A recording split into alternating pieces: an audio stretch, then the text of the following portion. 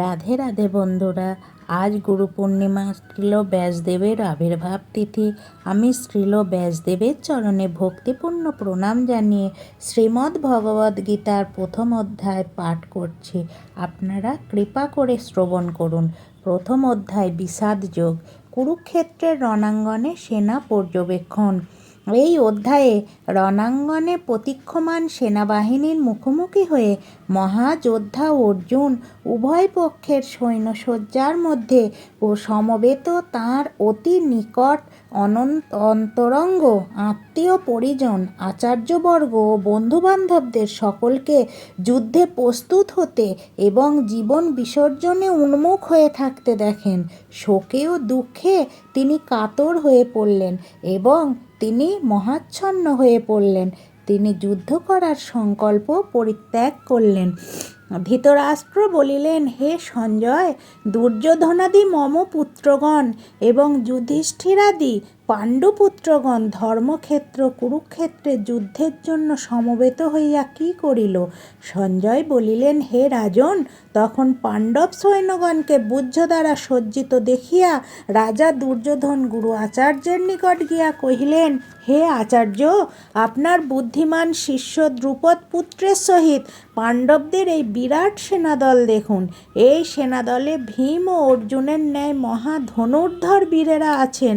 মহারাজ সাত্যকী বিরাট এবং মহাবীর দ্রুপদ, ধৃষ্টকেতু চেকিতান মহাবীর্যশালী কাশীরাজ, পুরোজিৎ কুন্তিভোজ নরশ্রেষ্ঠ শৈব, পরাক্রান্ত যুধামন্যু, বীর্যবান উত্তমৌজা, সুভদ্রানন্দন অভিমন্যু এবং দ্রৌপদীর পঞ্চপুত্র, এই সকল মহারথী বর্তমান।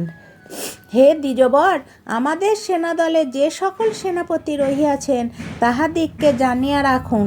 আপনার গোচরার্থে তাহাদিগের নাম বলিতেছি।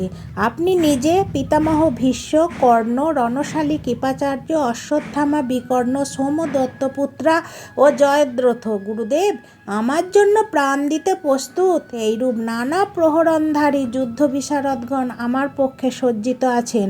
তাহারা সকলেই রণবিদ্যায় বিশারদ, কিন্তু তথাপি আমাদের সেনানায়ক ভীষ্মের সৈন্যদল শত্রুর সঙ্গে যুদ্ধ করিতে পারিবে না বলিয়া মনে হইতেছে, আর সেনানায়ক ভীমের সৈন্যদল অধিক বলিয়া আমাদের সঙ্গে পারিয়া উঠিবে মনে হয়। আমি বলি, আপনারা নিজ নিজ ভাগমতো যুদ্ধক্ষেত্রে থাকিয়া পিতামহ ভীষ্মকে সাহায্য করুন। দুর্যোধনের সেই কথা শুনিয়া মহাবীর পিতামহ ভীষ্ম সিংহনাদ করিয়া উচ্চস্বরে শঙ্খ বাজাইলেন। তাহার পর শঙ্খ, ভেরী, প্রণব, আনক, গোমুখ প্রভৃতি বাদ্যযন্ত্র মহারোলে বাজিয়া উঠিল। সেই তুমুল শব্দে আকাশ বাতাস ভরিয়া উঠিল। তাহার পর শ্বেত অশ্বযুক্ত মহারথে বসিয়া শ্রীকৃষ্ণ ও অর্জুন দুইটি দিব্য শঙ্খ বাজাইলেন। শ্রীকৃষ্ণ পাঞ্চজন্য শঙ্খ, অর্জুন দেবদত্ত শঙ্খ এবং ভীমসেন পৌণ্ড নামক শঙ্খটি বাজাইলেন। হে রাজন, কুন্তিপুত্র রাজা যুধিষ্ঠির অনন্ত বিজয়, নকুল, সুঘোষ এবং সহদেব মণিপুষ্পক নামক শঙ্খ বাজাইলেন।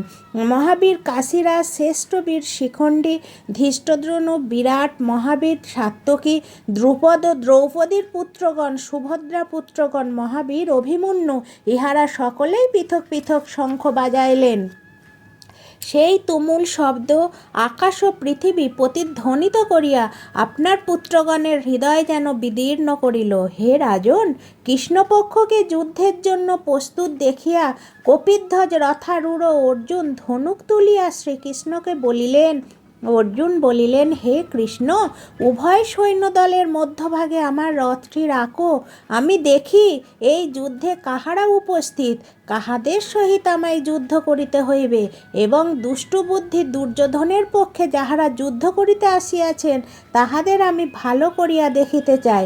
সঞ্জয় বলিলেন, হে রাজন, অর্জুনের কথা মতো শ্রীকৃষ্ণ উভয় সৈন্যদলের মধ্যে শ্রেষ্ঠ রথটি স্থাপন করিয়া বলিলেন, হে অর্জুন, ওই দেখো ভীষ্ম, দ্রোণ প্রভৃতি কুরুযোদ্ধাগণ যুদ্ধক্ষেত্রে উপস্থিত। তাহার পর অর্জুন সেই স্থানে অবস্থিত উভয় সৈন্য দলের মধ্যে পিতামহ, গুরু, তাত, পৌত্র, ভ্রাতা, শ্বশুর, মাতুল ও শ্রোহিত প্রভৃতিকে দেখিলেন। সেই সকল আত্মীয় স্বজন বন্ধুবান্ধবকে যুদ্ধক্ষেত্রে অবলোকন করিয়া করুণায় অর্জুনের মন ভরিয়া গেল। তখন তিনি দুঃখিত হইয়া বলিলেন, হে কৃষ্ণ, যুদ্ধকামী এই সকল আত্মীয় স্বজনকে সম্মুখে দেখে আমার অঙ্গ অবসাদগ্রস্ত, মুখ শুষ্ক হইতেছে, আমার শরীর কাঁপিতেছে, হস্ত হইতে গান্ডীব স্থলিত হইতেছে এবং গাত্র দগ্ধ হইয়া যাইতেছে। হে কৃষ্ণ, আমি রথে অবস্থান করিতে অক্ষম, আমার মন অত্যন্ত অস্থির, আমি নানা প্রকার অশুভ লক্ষণ দেখিতে পাইতেছি। যুদ্ধে আত্মীয় স্বজনকে বধ করিয়া কোনো শ্রেয় দেখি না। হে কৃষ্ণ, জয় চাহি না, রাজ্য চাহি না, সুখভোগও চাহি না। হে গোবিন্দ, রাজ্য বা ধনে আমার প্রয়োজন কি?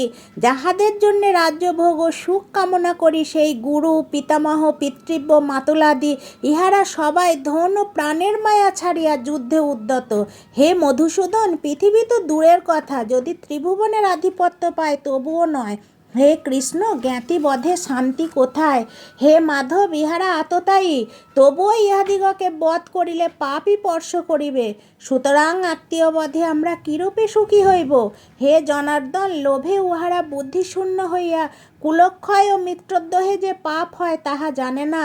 কুলক্ষয়ে কি দোষ হয় আমরা তাহা জানিয়াও কেন যুদ্ধ হইতে বিরত হইব না? কুলক্ষয় হইলে সনাতন কুলধর্ম নষ্ট হয়, ধর্ম নষ্ট হইলে অধর্ম সমস্ত কুলকেই দূষিত করিয়া থাকে। হে কৃষ্ণ, অধর্মের প্রাদুর্ভাবে কুলস্ত্রীগণ ভ্রষ্টা হয়, ভ্রষ্টা স্ত্রীগণ হইতে বর্ণসংকর জন্মগ্রহণ করে, বর্ণসংকর হইলে কুলের নরক ভোগ হয়, আর তাহাদের পুরুষগণের জলপিণ্ড লোপ পাওয়ায় নরকে পতিত হয়। কুলগ্নকারীদের বর্ণসংকর দোষে সনাতন জাতি ধর্ম, কুল ধর্ম সব নষ্ট হয়। হে জনার্দন, আমরা গুরুমুখে শুনিয়াছি যে যাহাদের কুল ধর্ম নষ্ট হয় তাহাদের নিশ্চয় নরকে বাস করিতে হয়। হায়, আমরা কি গুরুতর মহাপাপ করিতে উদ্যত হইয়াছি! কারণ রাজ্য সুখ লোভে নিজের স্বজনবদের অনুদ্যত আমি নিজেকে বাঁচাইবার কোনো চেষ্টা করিব না, অথবা অস্ত্রও ধরিব না।